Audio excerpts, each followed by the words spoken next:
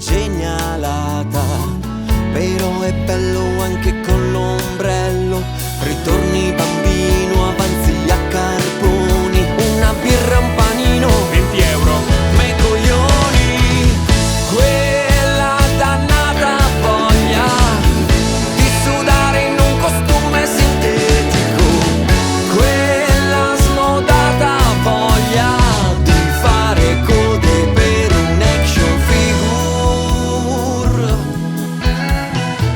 Dei residenti poi si incazzano per l'invasione di quei marziani, altri invece si dileguano, volano in posti lontani, si sfregano le mani grazie ai soldi fitti fatti dagli affitti. Quella dannata voglia di sudare in un costume sintetico, quella smodata voglia di fare code per un action figure.